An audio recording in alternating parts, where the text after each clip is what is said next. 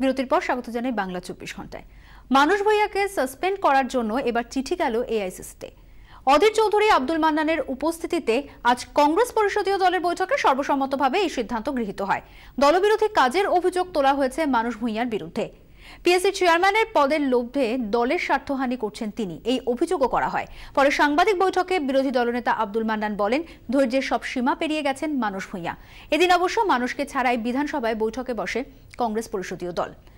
PSC chairman মানুষ ভূঁইয়া আগেই জানিয়ে দেন আব্দুল মান্নানের ডাকা বৈঠকে তিনি যাবেন না। শাসক দলের তোষামতি করাটা যদি কারো হ্যাবিট হয়ে থাকে তাহলে আমার সেখানে কিছু করার নেই। আমরা একটা ধৈর্যের শেষ সীমায় এসে চলে এসেছি। তাই আমরা আজকে পরিষদীয় দল সর্বসম্মতিক্রমে সিদ্ধান্ত নেওয়া হয়েছে। প্রস্তাবটা প্রথমে নেপাল মাহাতো আকরুজ্জামানেরা প্রস্তাবটা দেয় এবং সমস্ত মেম্বাররা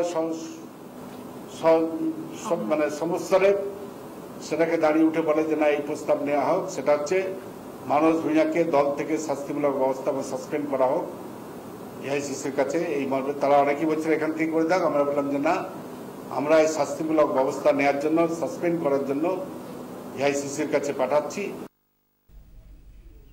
পরিকল্পিতভাবে অপদস্থ করা হচ্ছে তাকে, বহিষ্কারের নামে যা হচ্ছে তা পুরোটাই অধীর চৌধুরী আব্দুল মান্নানের ছক, অভিযোগ করলেন মানুষ Bhuiyan. It was a prepared game to humiliate Dr. Manoj Bhaiya.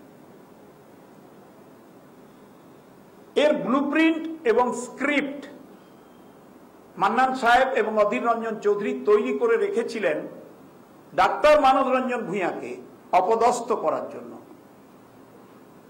কেন, কি ব্যাপার আমি বুঝি না। There are some political causes and psychiatric causes.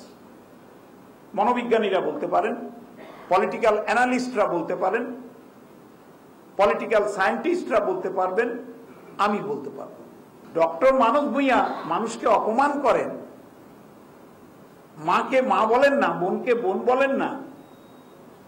This is really pathetic and tremendously painful to me.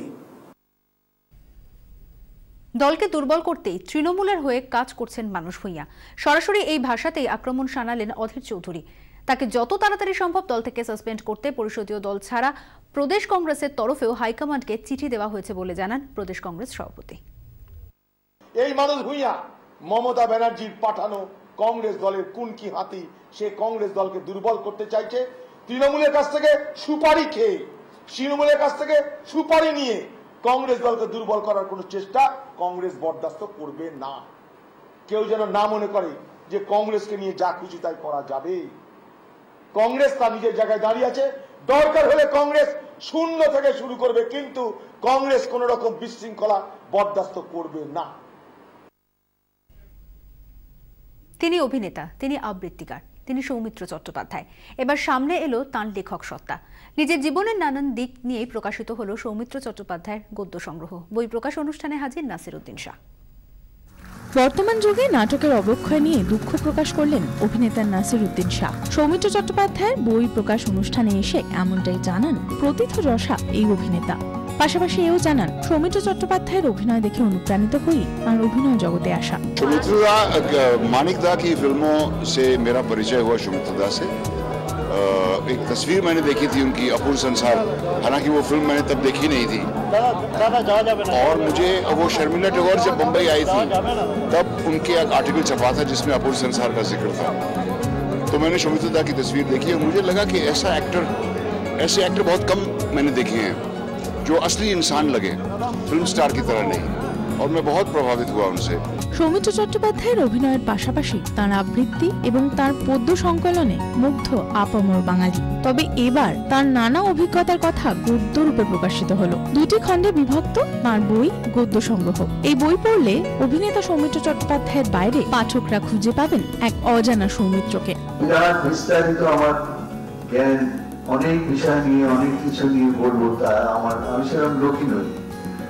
আমি খুব পারলে নিজে খুব কোনো হয়ে ঘরের কোণে খুব আলস্যে জীবন কাটাতে খুব খুশি হতাম, কিন্তু সেখানে আমার পারি না। মানে একটা ভেতরে কি মাথায় পোকা কামড়ায়, মনে হয় চুপ করে বসে থাকতে পারি না।